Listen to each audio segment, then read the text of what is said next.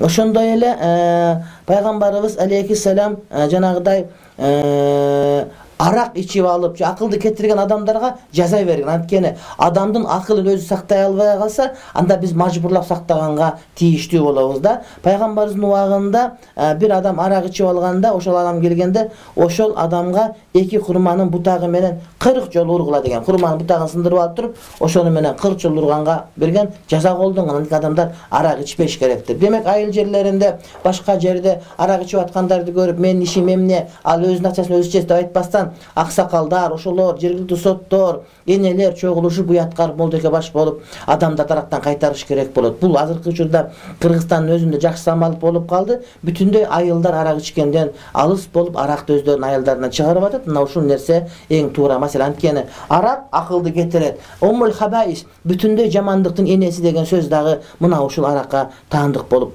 эсептелет.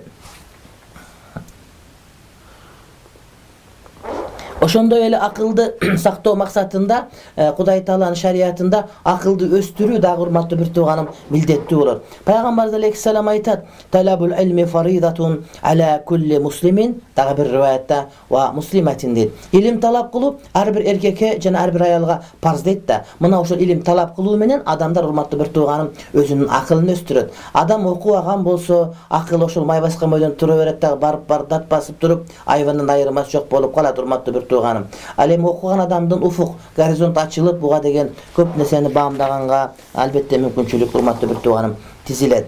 Ошондой эле урматтуу бир тууганым, ислам шариаты акылды сактоо максатында акылдын урматын ордуна коюп, анын акыл ээлерин, акылдуу адамдардын мындай бир урматталууга тийиш экендигин баса берилип айтып өтүп кетти да. Мисалы үчүн Зумар сүрөсүнүн 17-18 аяттарында Кудай Таала мындай дейт: "Фабашшири ибадиллазина истами'уна ал-каула фаяттаби'уна ахсана. Ulaika allazina hadahumullahu ve ulaika hum ulul albab." Aytqın deyt, menin pendelerime bir suyunç aytqının deyt.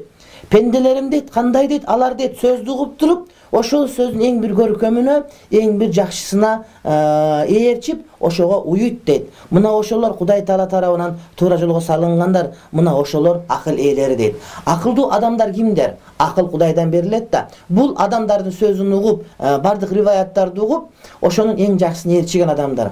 Адамдарга бизге дайыма акыл айтылат, дайыма сөз айтылат, дайыма кеңеш берилет. Ошол кеңештердин бардыгын угуп туруп, урматтуу бир тууганым, анан ошонун ичинен эң жакшысына кулак салып ээрчиген, мына ушул Кудай Таала тарабынан хидаятка салынган инсан, туура жолго салынган инсан. Ошондой эле мына ошол инсан албетте акылдуу инсан деп айтылат. Бул Кур'ан-ы Каримдин өзүнүн бизге берген маалыматы.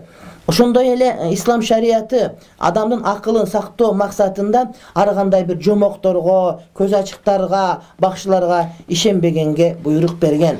Пайгамбарыбыз айтат: "Мен ата аррафан фасаlahu an shay'in lam tuqbal lahu salatun 40 laylatan."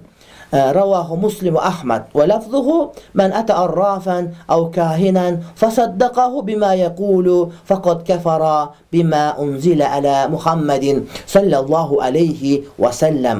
Aytat Peygamberimiz, kimde kim göz açıkka varsa, oşondan bir nerseni surasa deyit, işenbese dele jönü surap koydu. Kanday deyip, ne deyit iken deyip, işengen yok.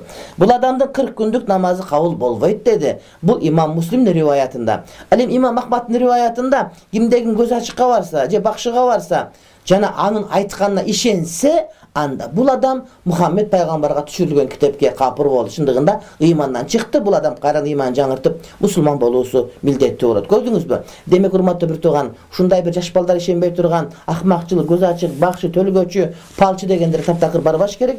Bul aram bolup eseptelet. Mına oşul adamın akılın saktap kalganga berilgen hareketlerin hurmatlı bir tuğanım biri de baysak tuğra bolot.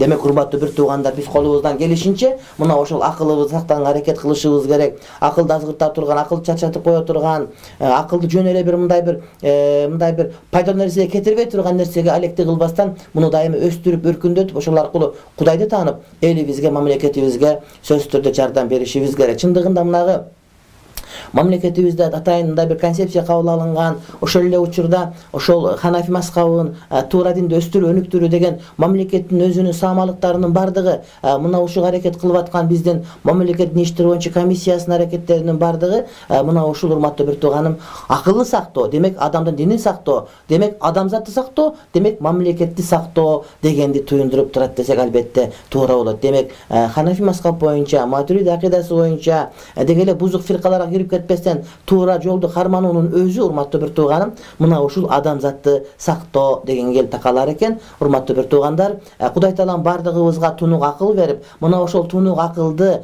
зирек акылды сактап, ошол Кудайдын астында аманатка бекен болгонубузду Кудай Таалам өзү насип эткен болсун деп бүгүнкү негизги темалык жыйынтыктайбыз да, урматтуу бир туугандар.